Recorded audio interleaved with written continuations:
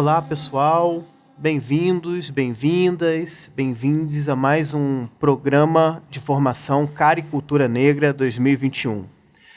Eu sou Vinícius Dias e vou estar acompanhando vocês hoje aqui nessa conversa.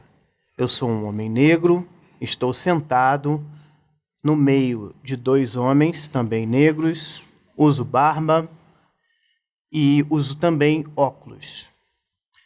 Bem, hoje, para a nossa conversa, nós iremos trazer dois estudiosos, dois pensadores, dois homens negros que estão pensando a condição do homem negro no Brasil, que tem produções nesse sentido. A gente vai partir para a apresentação deles próprios. E, além da apresentação, eu queria que vocês falassem também os caminhos, resumidamente, que levou vocês a estarem, né, onde vocês estão. Vocês são professores, né? É isso. Acho que é um bom começo. Meu nome é Guilherme Lemos, sou professor de História no Instituto Federal de Brasília. Mas antes de falar um pouco da minha trajetória, o que me trouxe até aqui, Vinícius, eu acho que vou me descrever. Sou um homem negro de estatura média, uso dreads, óculos, camisa branca e calça marrom. E, enfim, o que me traz aqui, né, essa minha trajetória enquanto homem negro, formado na universidade, são várias coisas, né? Primeiro, sou daqui do Distrito Federal, de Taguatinga especificamente. Estudei na UNB, enfim, toda a graduação, mestrado, doutorado, tudo eu fiz aqui.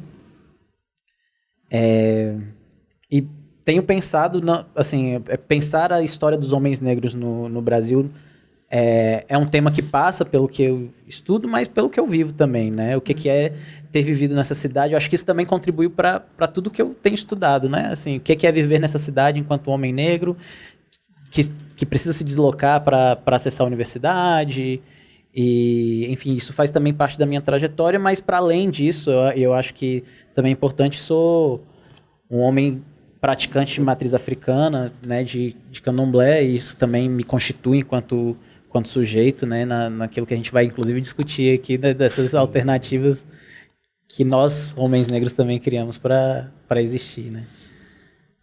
Enfim, é isso. Bacana. Juan.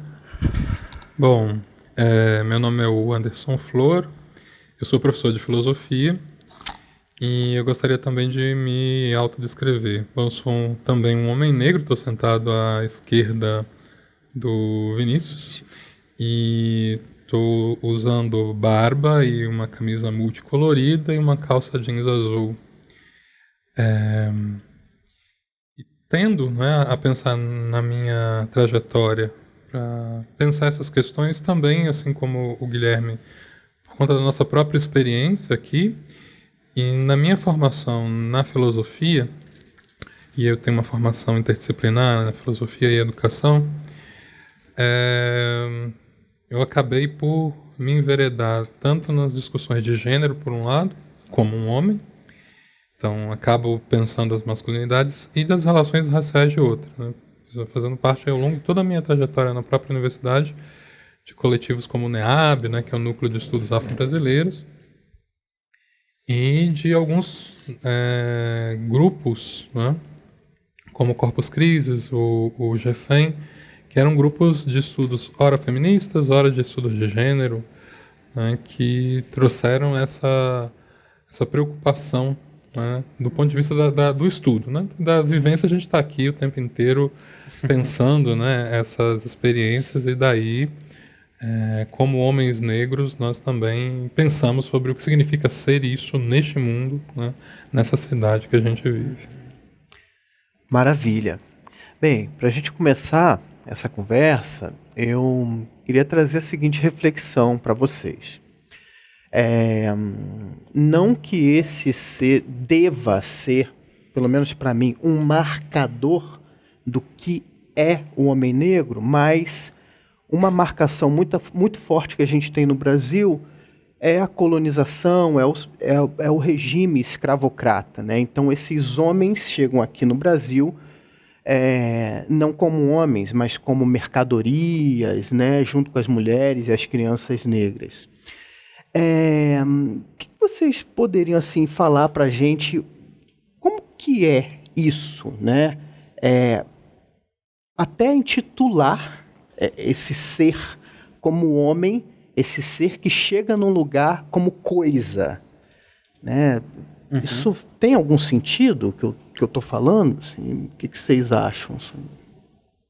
Eu acho que tem total sentido, Vinícius. Assim, uma coisa que eu penso é como os marcos de gênero e raça, que eles nascem concomitantemente na colonização, são impostos pela colonização e não por um marco universal, né? Que enfim, a gente precisa pensar ao mesmo tempo em que se forja o que é masculinidade, feminilidade, isso ele não é um padrão universal, mas um padrão colonial, né? A gente precisa colocar esse marco colonial para a gente entender, inclusive, a formação, né, dessa identidade no contexto da história do Brasil. E lembro de conversas da gente conversando aqui com Anda, a gente citando a Orunke, que é uma filósofa nigeriana. Acho que ela traz explicações muito boas para isso, né, de como esses padrões identitários, e não só identitários, mas esses padrões que foram constituídos com a colonialidade, eles vão forjar e vão constituir essa experiência do homem negro através da violência colonial, né? E que vai colocar a gente dentro desse processo histórico. Então a gente chega como mercadoria, que eu acho que é uma coisa importante ser falada, mas a gente é coisificado de várias formas, né? E eu acho que quando a gente pensa masculinidades e pensa masculinidades negras, pensar que essas duas coisas trabalham concomitantemente para coisificação desse homem, né? No processo histórico. Enfim, não sei se você interpreta assim também. Também. E eu tenderia a dizer ainda que não só isso não terminou, né? Acho que isso é muito importante dizer que o fato de que a gente tenha chegado aqui, né, como mercadoria não mudou na relação social de uma maneira geral, né? Ou seja, a gente continua sendo pensado como coisa. Essa coisificação que o Guilherme chamava a atenção, ela só se sofisticou. Ninguém chega pra gente dizendo explicitamente, negociando os nossos corpos no mercado, enfim, de uma maneira explícita, mas de outras maneiras isso continua acontecendo. E no nosso cotidiano, seja uma animalização, né? Como coisas que são feitas para uma organização do trabalho, como, por exemplo, o uso de animais no trabalho, né? Os cavalos, os bois na puxada de arado. Durante muito tempo, isso também foi uma tarefa do homem negro, né? Que era muito mais entendido como um animal naquela época. E essa característica do animal, que era ser resistente, não sofrer, não sentir dor, isso também fez parte não só desse caráter da violência, né, que foi trazido pelo passado, mas que chega para a gente até hoje, mas também uma dessensibilização, né, uma animalização que, por outro lado, pressupõe que a gente seja forte e que exige que a gente seja forte o tempo inteiro. Né, e que essa força que foi usada no trabalho antes, né, seja usada na nossa vida toda hoje. Né? Então, essa ideia de um homem negro que seja... E aí eu nem estou pensando em qual seja a orientação sexual desse cara, né? Isso pouco importa. Você tem uma expectativa de como seja ele nesse nível da força mesmo, da força laboral, de estar aqui como um animal para o trabalho, que não sente, que não reclama, que faz o que tem que ser feito, por um lado. E por outro lado, que tem uma animalidade ali dentro que pode se transformar na forma de violência. Então é aquele sujeito perigoso ao mesmo tempo. Como é perigoso, por exemplo, um boi ou um cavalo na lida da roça. Então tudo isso foi colado na imagem do homem negro. Isso não se desligou só porque acabou a escravidão formal isso continua nos perseguindo de uma maneira muito ruim ainda, né?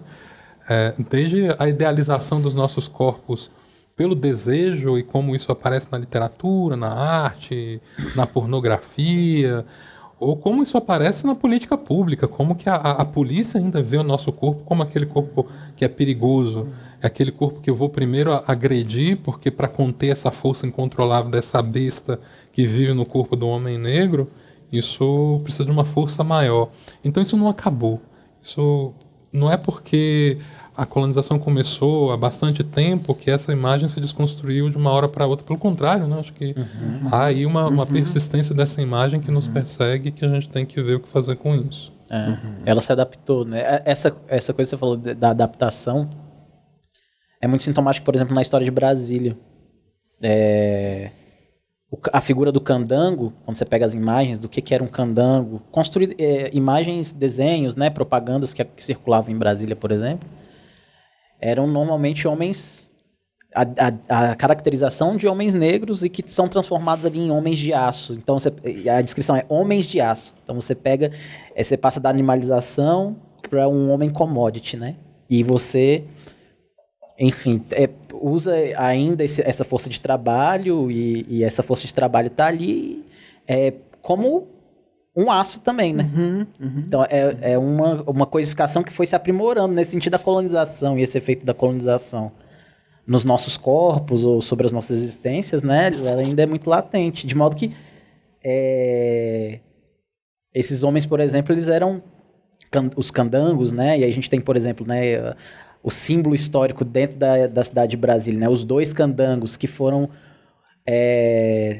dois homens soterrados no primeiro auditório da Universidade de Brasília, que é o Expedito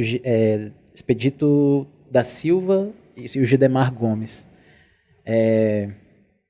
Esses homens não são lembrados, né? Eles são concretados como commodities na história também, né? Não se fala, se a gente tem um auditório de Brasília, a gente tem o Anísio Teixeira, a gente tem os nomes das grandes personalidades que são consideradas o modelo universal de homem, né? O Campos é o Darcy Ribeiro, então a gente nomeia isso, mas quando a gente pega duas figuras históricas negras, se você acessar essa documentação, eram homens negros, né? Você coisifica eles novamente nessa história, né? Nessa história colonial, né? Nesse sentido, a colonização num Brasil moderno, na capital do Brasil moderno, ela não acabou, né? Em termos de agência dessa estrutura racista e colonial, enfim. Bacana. Gui, esse inclusive é um tema de uma parte da tua pesquisa, né? A história do trabalhador, candango e tal, né? A gente vai voltar nessa tua pesquisa, né? Era a próxima pergunta que eu estava preparando, você adiantou, tudo bem, porque eu tinha preparado uma pergunta específica para cada área de vocês, das produções de vocês, que é uma coisa muito rica. Eu acho que a gente não pode passar por aqui sem falar das produções de vocês, né? No caso do One, eu queria trazer duas perguntas em uma, sobre o livro A Invenção das Mulheres, da Oyeronke Oyumi. Você foi o tradutor dessa obra, né, que acabou de chegar para nós aqui do Brasil. Eu queria saber, para você, como que foi essa experiência de traduzir o livro e também se ser homem é uma invenção, né? São essas duas perguntas. Bom, quando eu comecei a traduzir o livro, né, exatamente eu estava utilizando aquela ferramenta teórica para pensar a minha experiência de homem negro. Né? Ou seja, e para tentar imaginar que invenção foi essa que chegou até aqui, né, que tem essas características que a gente veio dizendo até agora, mas que parece que a gente pode fazer outras coisas, porque se a gente reconhece que ela foi inventada, significa que não é natural, mas a gente tem que entender que o negócio foi construído, entender que o negócio foi inventado para poder fazer outras coisas, né? E aí o grande desafio para mim, né, no trabalho da tradução, né, foi tentar imaginar como é que esse trabalho que foi feito para discutir os estudos de gênero voltado para as mulheres, né, sobretudo nas políticas internacionais que impactam, né, o continente africano, muitas vezes tendo a ver com o empoderamento feminino, a partir de categorias de gênero, como que isso tem efeitos complicados, né, para a experiência tradicional, vamos dizer assim, ou essa experiência anterior à colonização.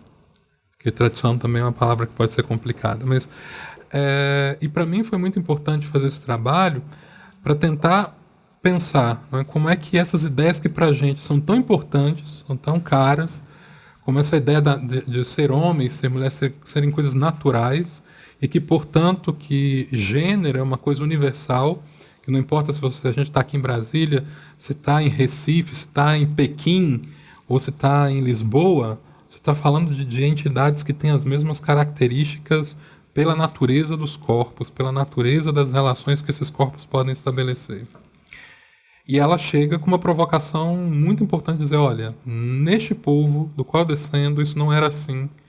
Isso não era assim, não se dividia a sociedade em homens e mulheres, né, e muito menos papéis de poder em função de terem homens ou mulheres nessa sociedade. Eram outras coisas que organizavam, notadamente a idade, e quando se introduz exatamente essas figuras, né, que é o homem e a mulher, você introduz uma figura de poder que atravessou a raça e o gênero de uma capacidade de organização das relações, do Estado, das instituições, e que acabou trazendo consequências muito negativas para aquelas experiências que já existiam ali.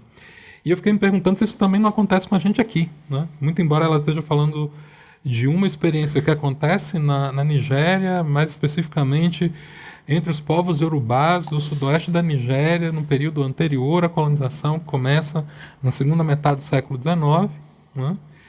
Muito embora ela esteja fazendo um recorte muito preciso, será que essas ideias também não servem para que a gente pense sobre a nossa experiência enquanto homens negros aqui no Brasil? Me parece que sim. E me parece que sim. Né? O ponto é que a gente precisa desafiar, no primeiro momento, essa ideia de que ser homem, ser mulher, é uma ideia natural, e não que sejam invenções, e invenções que tenham características de poder, que tenham tensões, que tenham conflitos, não só das pessoas com as outras, mas das pessoas com elas mesmas, que é o que me interessa mais, de como que a gente sofre a experiência de ser um homem, sofre a experiência de ser um homem negro. E nada de mimimi no sentido, que o homem é um bicho que sofre, não é nesse sentido, sabe? Mas como que essa máquina de invenção, ao mesmo tempo que coloca os agentes humanos como agentes da violência, ao mesmo tempo coloca também numa agência de sofrimento, que é esse mesmo homem que é o que mais mata, é o que mais se suicida, é o que mais está em relações conflituosas, que coloca esse sujeito em risco, é o que mais morre em acidente de trânsito. O que mais é aprisionado. É o que mais é aprisionado e morre nas prisões. Então, acho que isso, obviamente, se coloca os homens numa espécie de topo superior da cadeia de força, não fez a mesma coisa com o homem negro, coisa número 1, né? E deixou o homem negro sem referência, então, do que poder fazer para se desligar dessa subalternidade, né? E que possa fazer outras coisas com essa invenção que foi feita dele, né? Legal demais. Que você aborda na tua pesquisa alguma coisa ligada ao homem candango, assim? Acho que nessa via aí que o Anderson estava falando,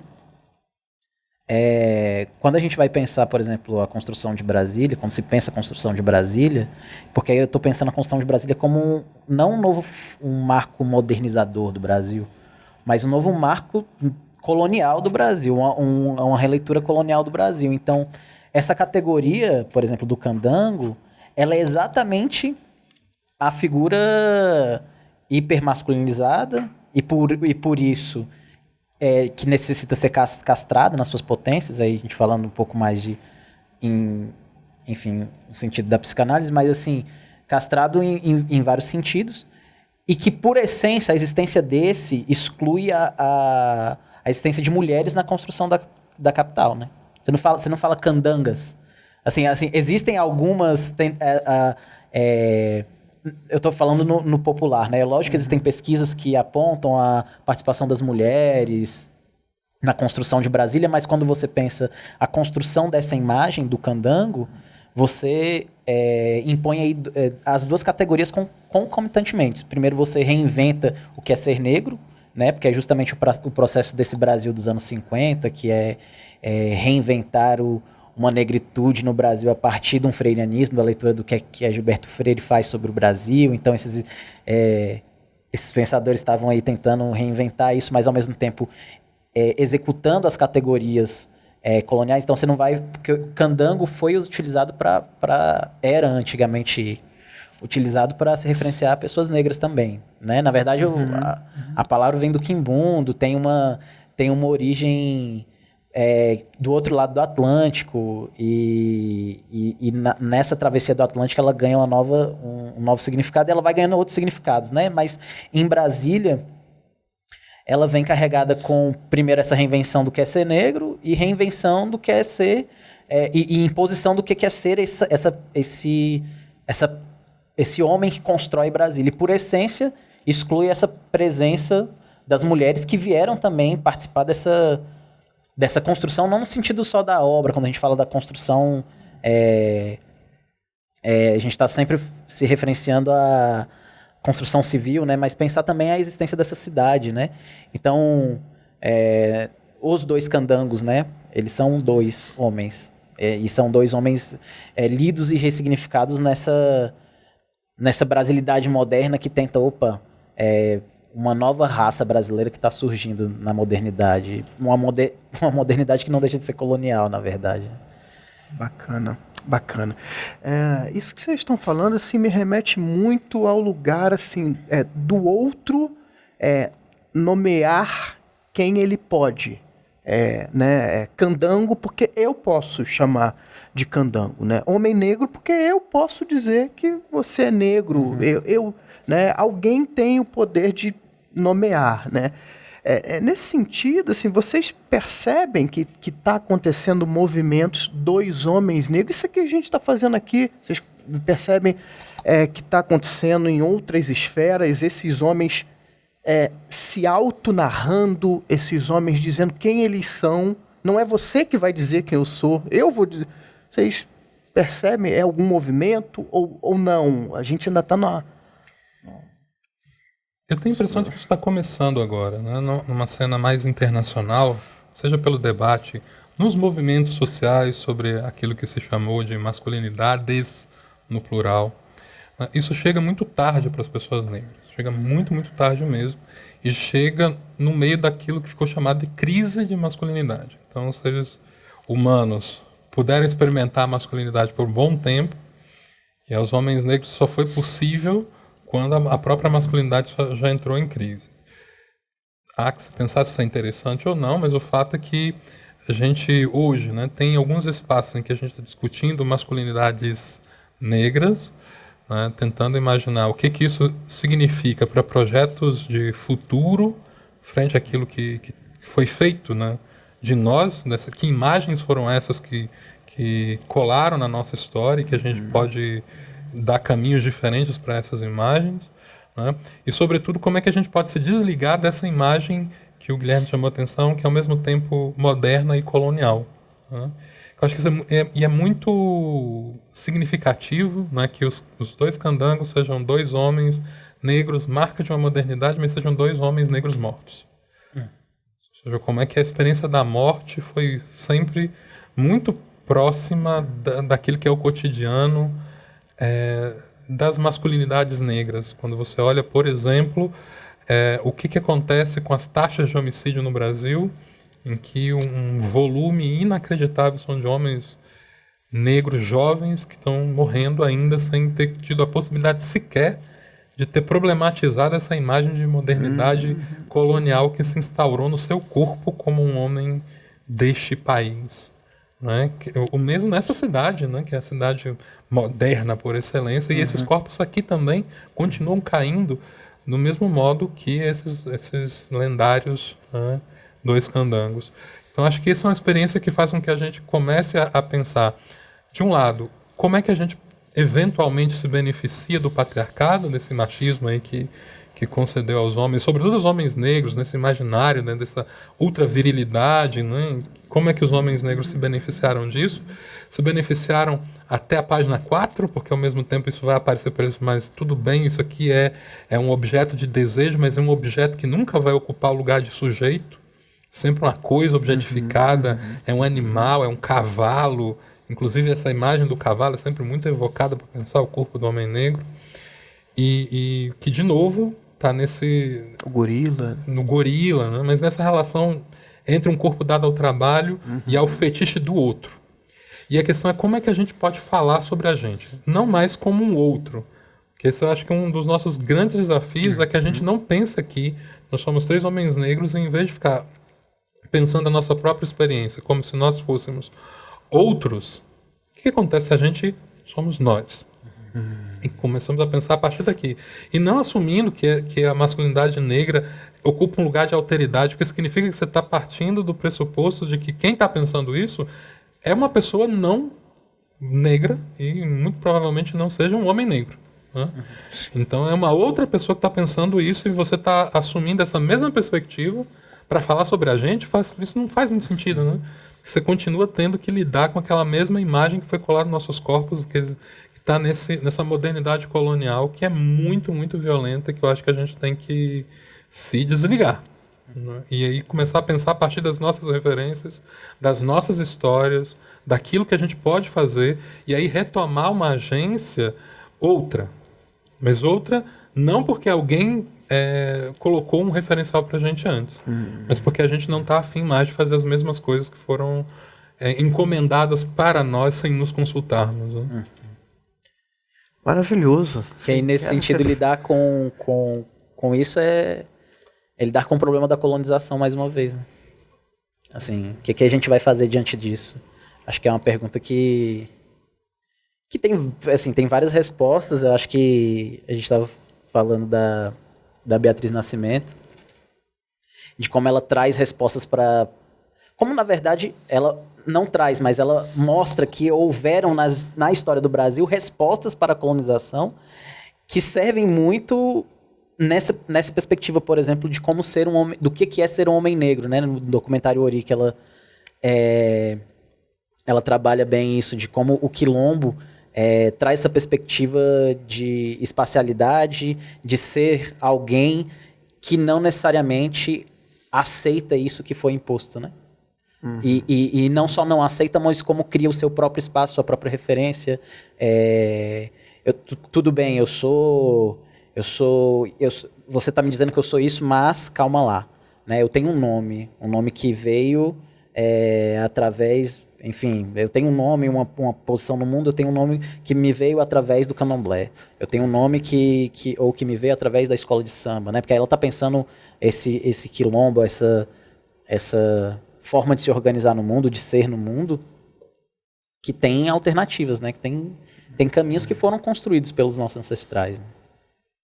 Para além do lugar físico. Não, e para além daquilo que foi imposto, né, pela colonização. Né?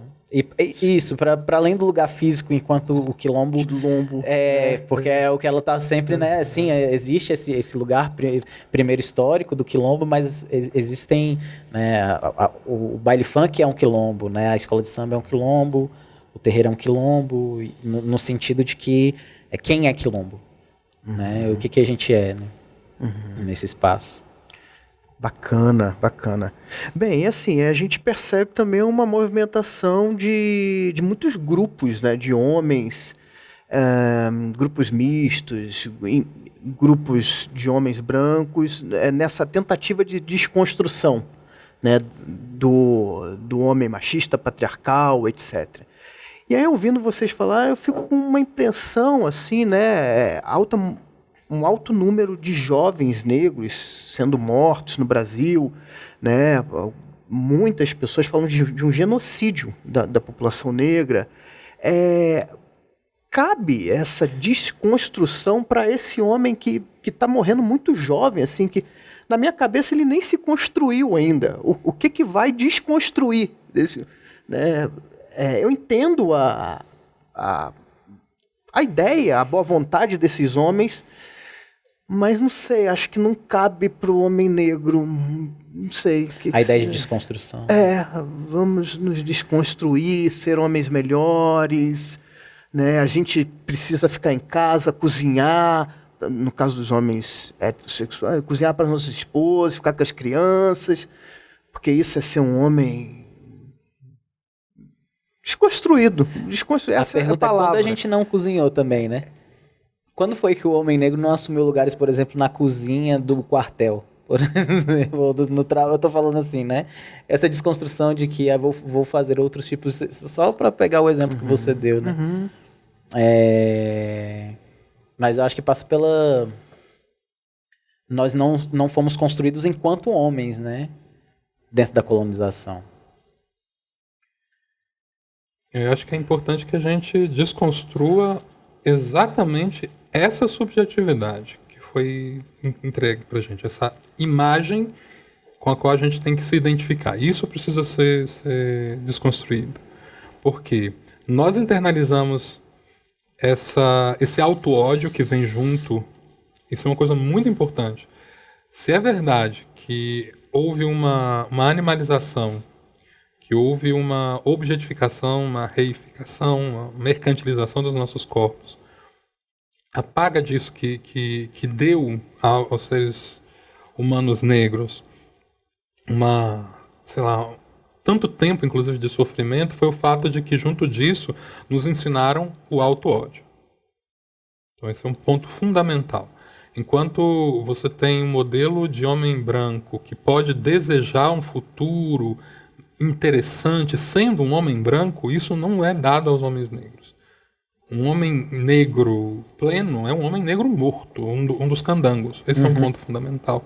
Porque ele vai embora, né? Ou seja, ele é uma coisa consumível numa comunidade racista como a nossa, numa sociedade racista como a nossa. Se nós não tivéssemos o racismo, talvez a gente nem precisasse dividir as pessoas em brancos e negros. O problema é que não foram os homens negros que fizeram essa distinção, portanto, isso aí está dado, e dado como um signo de morte, inclusive, né?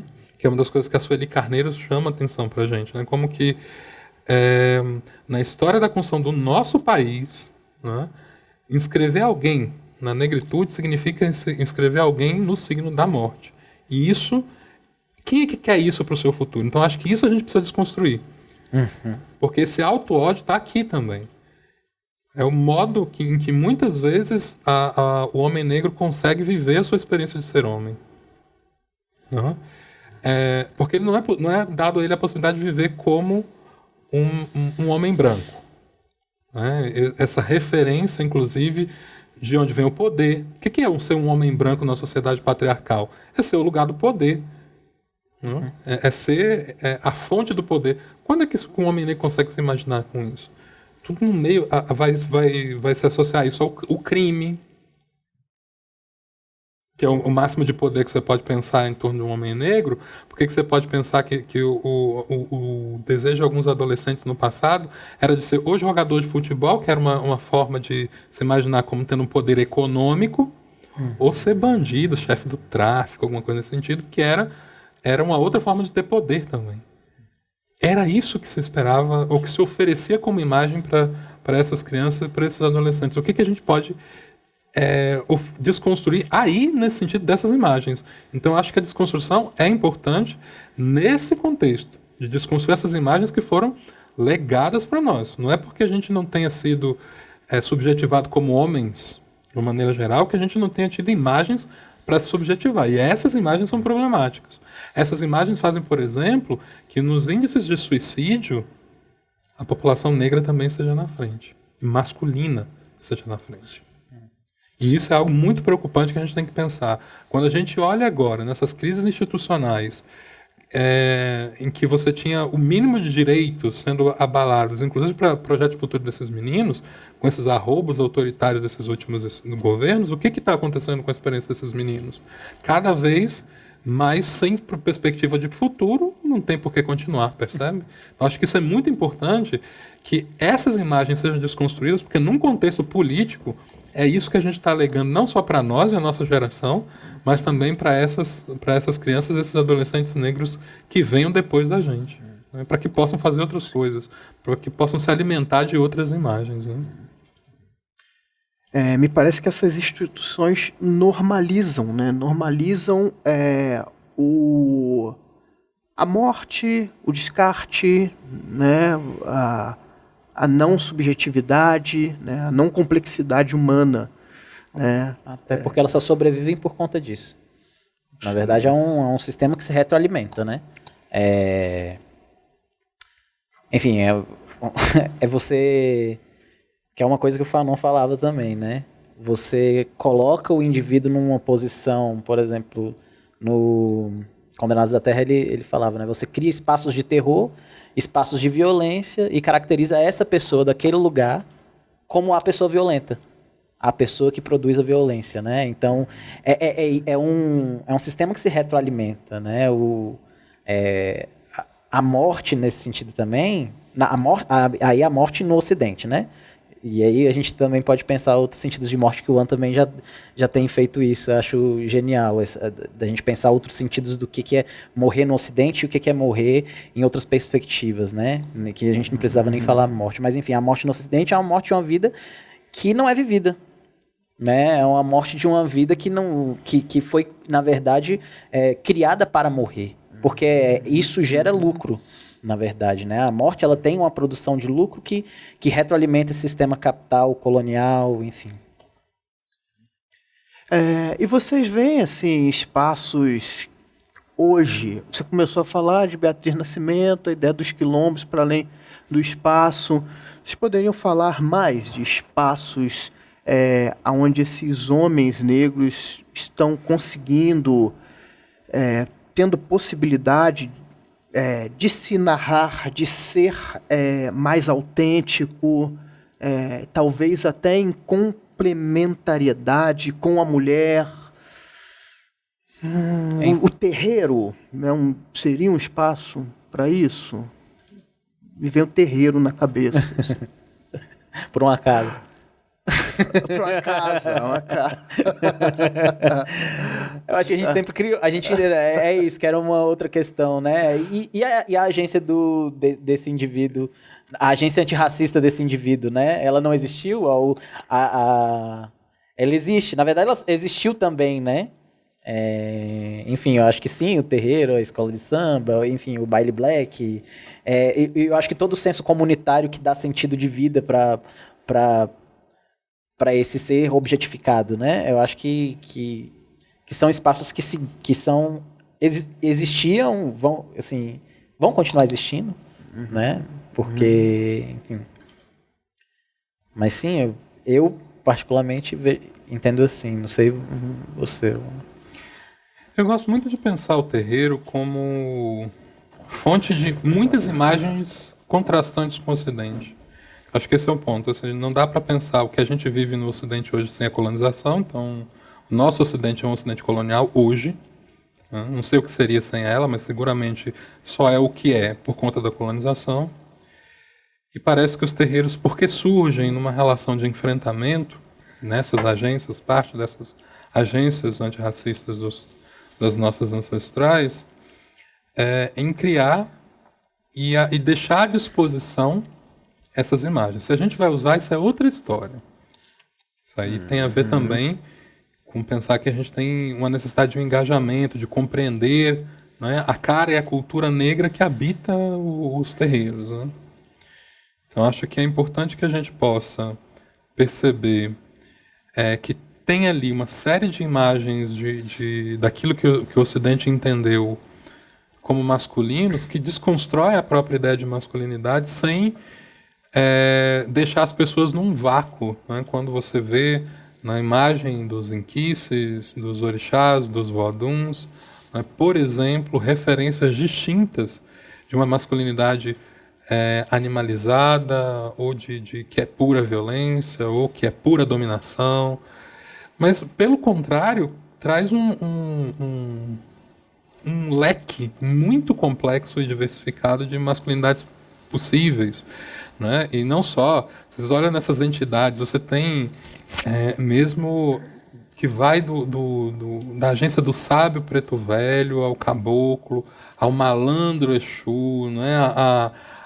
Essa figura dessas masculinidades que são tão diversas e que são todas elas muitas vezes muito mais parceiras de construção de futuro, que para quem adora a defesa dessa noção meio bizarra de família que se sustenta agora, mas você tem outras noções de família sendo agenciadas, famílias expandidas, né, em que você tem aí participações diferentes dessas figuras que a gente pode entender como masculinas, que vêm tanto dessas entidades, né, como Exu, Pombagira, Caboclo, Preto Velho, enfim, que são figuras que estão no imaginário dessas comunidades, de um lado, e outra, né, dessas divindades que vêm dos mundos africanos, que oferecem para nós outras imagens de masculinidade que muitas vezes são vinculadas com a natureza, nem tão vinculadas com isso que é sei lá, um ver ser humano em tudo, um ser humano já dividido em dois, já hierarquizado, né? Você vai ter um masculino que é ar, um masculino que é fogo, um masculino que é água, né? Um masculino que é terra, um masculino que acolhe, outro masculino que é intolerante, outro que é muito paciente. Você tem muitos masculinos diferentes para que as pessoas possam se identificar e não imaginar que só tem um destino, a morte e a violência. Tem muitas outras referências que a gente pode ter dessas imagens de masculinidade. Eu acho que isso já é um ponto de partida muito importante, porque resiste a essa imagem mortificadora que a colonização nos trouxe, né? Enfim, mas está lá como um repertório, e aí cabe a nós, primeiro, parar de pensar que isso tudo é coisa do demônio, que isso é religioso. Isso não é religioso, isso é uma matriz cultural que organiza as comunidades, não tem nada de religioso. Né? Isso é uma matriz cultural que organiza essas comunidades e que, portanto, faz parte de um conjunto de conhecimentos que a gente utiliza ou não. Aí cabe a nós parar de exotizar ou de achar que tudo isso é religioso e poder incorporar isso a um vocabulário cultural e aí usar para o nosso cotidiano para além de uma mística, dessas coisas que não fazem muito parte também daquilo que é o cotidiano dos terreiros, como dos quilombos também não. Acho que isso é um ponto, né? Pensar que isso é uma matriz cultural que tem aí muito para nos ensinar, desde que a gente pare de olhá-las de uma maneira exotizada ou demonizada, que não tem nada a ver com o modo como essas comunidades foram organizadas.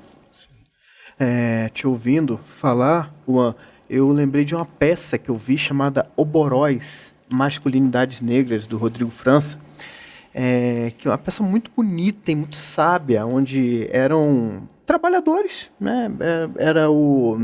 Mas esses trabalhadores eram, ao mesmo tempo, orixás. Então era o motorista de ônibus, que era Ogum, eram duas crianças que brincavam, que eram ereis, e assim, né, é uma peça muito interessante que trazia essa ideia sagrada pro chão da vida ali, né, rolando, né. Eu achei muito, muito legal. Até porque não existe essa divisão entre o sagrado e a vida nessa matriz civilizatória, né? Não existe nada que esteja fora que não esteja dentro, nesse sentido, né? A água constitui meu corpo, por exemplo. Né? E a água é um elemento sagrado que é o sagrado porque na religião, no Ocidente se constitui o sagrado, né? Mas isso é um elemento de circunstância, né? Circunstancial. Então eu vivo... Tá muito menos relacionado com algo que tá para fora, no sagrado, no sublime. Na verdade, acho que nem faz tanto sentido, né? Falar quando a gente está trabalhando elementos que nos constituem enquanto matéria e espírito ao mesmo tempo, que essa divisão matéria e espírito é outra divisão ocidental das dualidades ocidentais, que, enfim, a gente pode também... Mas aí o que é interessante nisso é pensar de como quando você celebra a vida de um ancestral conectado a determinado elemento, enfim, não existe essa barreira entre a vida e a morte, né, necessariamente, porque você está celebrando uma vida que viveu sem necessariamente passar pela impressão, assim, pela impressão que a colonização causa, né? Óbvio que passou, mas que encontrou outras estratégias de viver. Então, a vida que foi vivida, ela é celebrada, né? Inclusive, a morte, né? Não no sentido de morte detal, é celebrada. O Anderson Flow tem falado disso, assim, né? De como existem outros caminhos de enxergar a passagem que são construídos nas filosofias de matriz africana e que não tem essa necessária morte com um fim em si mesmo, né? Mas é uma morte de uma vida que deve ser celebrada. E lembrada. A memória, ela constitui uma garantia de existência, né? Porque enquanto alguém lembra a minha existência enquanto ancestral, eu vou continuar vivendo, né? Nesse sentido. Sim. Eu vou tentar mais uma vez um encaixe aqui de uma pergunta com duas, assim, tá? Por quê? Porque eu quero saber o que você está falando de morte. Eu acho que é o conceito de cu, eu já ouvi você falar algumas coisas, né, disso. Desculpa, até minha ignorância, eu preciso... Porque, cara, é tanta coisa pra gente, né, que... na minha pesquisa eu falhei, tá? Mas eu vou atrás disso aí. Mas eu tô aqui com você, vou aproveitar para ouvir de você, né? Mas alinhado a isso, acho que tem um encaixe.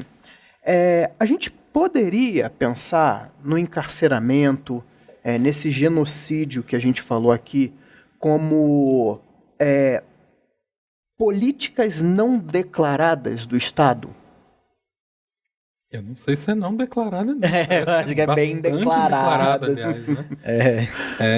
E você vê isso nos relatórios. Você olha no sistema de informações carcerárias, você olha nos sistemas de informações sobre mortalidade, esses dados estão lá ditos explicitamente. Até hoje você tem nessa ideia do protótipo do suspeito, do tipo suspeito, né? Você tem manifestações na justiça de alguém que eventualmente é alguém supostamente culpado porque tem um certo tipo de fenótipo.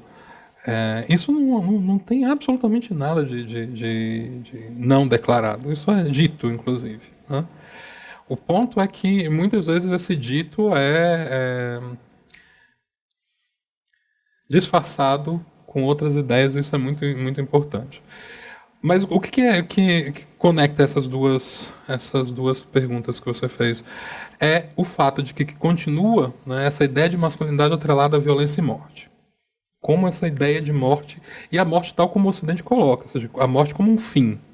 A morte como uma ruptura, inclusive com o tecido daquela família, da continuidade, o que não faz sentido para Iku, ou essa figura de Iku, para o imaginário das comunidades tradicionais de matriz africana no Brasil, de língua iorubá, por exemplo, né?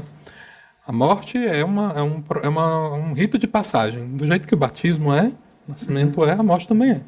Você vai continuar a fazer parte daquela comunidade, né? Você era parte e vai continuar sendo. Só que assim como antes de você entrar ou ser batizado, ou se iniciar, seja o nome que você quiser utilizar para isso, você não tinha algumas características e passa a ter quando se inicia, quando se morre também, né?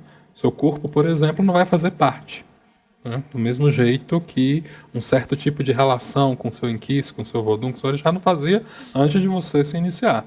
Então, é só um rito de passagem. Você vai continuar lá, você vai comer, você vai falar e você vai agir, que é o modo como os terreiros entendem o que é ser gente, o que é ser agente que está numa comunidade. É comer, falar e agir. Então, você se comunica com os mortos, você come com os mortos e eles fazem coisas, né? Eles vão brigar com você, eles vão te dar conselhos, eles vão ver coisas que você não está vendo, mas eles estão ali, né? E não é nada... De novo, não tem nada de sobrenatural, não tem nada. Você tem uma casinha lá que você senta com o sujeito. Se você quiser ouvir ele ou não, é outra história, mas ele está lá. Tem uma representação para o imaginário ocidental material, se você quiser, inclusive. Além do próprio corpo que foi enterrado, esse tipo de coisa, né? Mas aí você não tem uma ruptura. E essa vida, né, ela precisa ser bem vivida para ela ser parte dessa outra experiência da comunidade. Ninguém vai trazer uma morte radical, por exemplo, por suicídio ou por um assassinato, né, para a memória coletiva da comunidade, porque isso é violento e você quer acalmar. Você quer uma comunidade que seja potência de vida, festiva. Portanto, quando você está pensando num jovem negro que foi assassinado, seja pela milícia, pela polícia, pelo crime, enfim, por dinâmicas que são partes do mesmo, você está, de novo, operando nessa imagem triste do racismo vinculada com a imagem desse corpo. E é isso que a comunidade não quer. Então, esse é um problema, inclusive, que a gente tem que pensar. Ou seja, quando você tem essas mortes muito violentas, é muito difícil de você estar tentando lembrar daquele morto que morreu daquela maneira muito terrível, né? Qual é a mãe que quer lembrar de um filho que foi estraçalhado de bala pela polícia? Não quer. Não quer. E isso não tem a ver, de novo, com a imagem de criminalizar os corpos negros. Ah, não, se não fosse bandido, não tinha morrido. Isso é falso, inclusive, né? Falso e muito falso. Mas, enfim. Mas como essas imagens também são pregadas nos corpos do jovem negro, ele é um criminoso que vive, né? Está vinculado com o corpo do jovem negro. Ele anda... Aqui em Brasília tinha a ideia do kit peba, né? Que era qual era a característica que tinha, né, um jovem suspeito. E parte dessa característica era ser negro. Só um pequeno parênteses, esse kit peba saiu numa cartilha institucional do governo, se eu não me engano, num ano aí, dizendo quais eram as características para você identificar seu filho, se ele era um peba ou não. Você só um parênteses. Só um parênteses. Nossa, eu não sabia disso. Isso continua. Isso é uma prática recorrente, inclusive, na formação policial. O policial não é uma figura alucinada que chega lá e do nada descobre que aquele jovem negro é alguém que eu tenho que reprimir com mais força, etc. Não, ele foi ensinado para isso. E para isso, para essa formação acontecer, eu preciso dessas imagens atuando, né, para fazer aparecer esse jovem menino, normalmente é um adolescente, um jovem negro, que vai ser capturado por essa imagem violenta. Isso é exatamente o movimento que faz, não é, que essa corporeidade juvenil seja atrelada à morte. Aí depois, mais na frente, o que você vai ter? Você vai ter uma mãe que não vai conseguir lembrar desse filho. Se eu não vou conseguir lembrar desse filho, ele não vai fazer parte da comunidade, porque ele precisa ser lembrado. Se eu não lembro dele, se eu não lembrar de você, eu não vou botar comida na sua mesa. Se eu não comer com você, você morre. Simples assim. Isso é muito terrível para as nossas comunidades, né? Por isso que talvez, que é uma das coisas que eu tenho dito sobre a necropolítica, mais do que matar os corpos, porque a morte nos encontra invariavelmente, é matar as nossas maneiras tradicionais de morrer e manter os nossos conosco. Isso sim é uma das coisas mais violentas, né, que a necropolítica faz com a gente. A gente está se encaminhando para o fim. E eu, ouvindo vocês, fiquei aqui refletindo que muito se usa hoje o termo masculinidade tóxica. E eu venho pensando assim, se algumas masculinidades nessa disputa de narrativa que a gente tem, a começar o termo masculinidade é um termo que se inicia, né, lá na Europa e tal. Então, acho que precisamos pensar também outros termos também. E no sentido da masculinidade tóxica, eu queria pensar assim, em masculinidades intoxicadas, sabe? Nessa disputa que a gente está tendo de narrativas, né, de discursos hegemônicos e tal. E aí, que é o que a gente vem fazendo também com a palavra escravo, né, cada vez menos sendo usada para o escravizado, assim, indicando uma ação de outro, né, responsabilizando um outro, inclusive, né, que se retira da sua... Enfim, eu queria que a gente partisse para o final com essa reflexão aí, dessa disputa de narrativa, de novos nomes, né, entrando, o Juan trazendo Iku, Guilherme, né, trazendo a questão do... Então, eu queria pensar qual cis normatividade não é tóxica, porque é constituída nesse movimento colonial, né? Assim, enfim, porque é justamente isso que a gente estava falando. Eu acho que qual que não é? Justamente porque a construção disso, né, que leva aos processos de dar poder ao corpo branco, cis, heteronormativo, cristão, enfim. E nesse sentido, desconstruir essa ideia de masculinidade para ser uma masculinidade menos tóxica, o que seria isso, né? Assim, é construir outra coisa, na verdade, né? Aí eu fico pensando, é construir uma outra referência do que é ser homem, não no Ocidente, né? Mas eu acho, às vezes, né, enfim, aí é uma opinião minha, por exemplo, racismo estrutural, redundante, masculinidade tóxica, redundante, né? O racismo é a estrutura estruturante, né? A masculinidade ela é tóxica porque ela se constitui na sua toxicidade no Ocidente, enfim. Eu não sei se o Juan também pensa assim, mas eu tendo a pensar por aí, assim. Eu concordo totalmente. Ou seja, para mim é pleonasmo do tipo entrar para dentro e sair para fora e masculinidade tóxica. Não agrega nada à ideia que já não tenha sido dito antes. O problema é que para quem desejava a masculinidade, agora tem que reconhecer que deseja um troço complicado. Eu acho que esse é um ponto fundamental. Isso. Eu acho que a gente já tem muitas experiências dos mundos indígenas, dos mundos africanos, que a gente pode agenciar para encontrar nossas formas de ser no mundo. A gente não precisa tentar salvar a masculinidade, a gente assim, não precisa salvar essas figuras que têm um compromisso nefasto com a história da colonização. Tá? A própria Oeumi vai insistir nisso, né? Do mesmo jeito que as mulheres foram inventadas, os homens também foram, e não tem como salvar essas figuras. Elas estão insalváveis, porque elas estão exatamente comprometidas com o que há de mais nefasto na história da nossa vida recente, que é essa estruturação do mundo público em torno da violência, da exclusão, do extermínio dos outros, né? De quem é entendido como outro. A gente tem, sei lá, nós temos o Okurim, né? Como uma experiência que a própria Oeumi vai apresentar para nós, né? Os oborós, para pensar aí no vocabulário vindo dos candomblés iorubás, mas que quase todo lugar usa. Ou seja, por que a gente não usa essas outras experiências? Por que a gente insiste em querer ainda reivindicar ou disputar essa masculinidade? Porque você está achando que ela é a nossa maneira de entrar na humanidade? Talvez seja a pior maneira, né?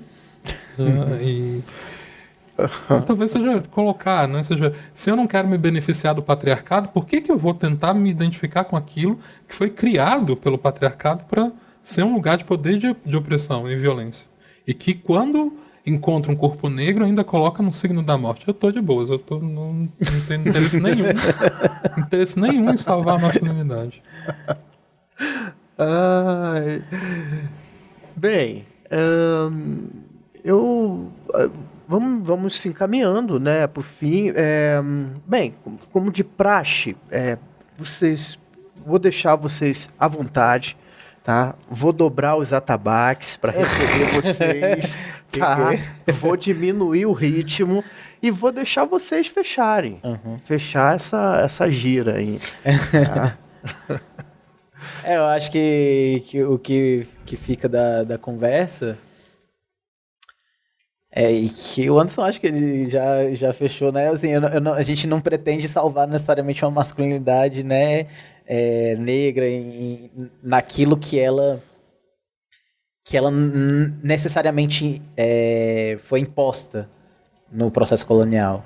Mas repensar o que é ser homem negro no Brasil não necessariamente significa pensar o que é masculinidade negra. Não sei se dá para para entender, né? Assim, pensar uma outra forma de existir enquanto homem, enfim, e que foi caracterizado como negro nesse país. E existem possibilidades, né? Eu acho que o que fica aqui é que existem possibilidades que foram dadas pelos nossos ancestrais, pelas nossas ancestrais, de diferentes formas, lugares, e que estão aí para ser acessadas, né? E a gente vai acessar isso ou vai querer insistir numa salvação, que eu acho que é o que o Anderson colocou. Quer falar alguma coisa? Sou totalmente de acordo, né? Eu já encerrei.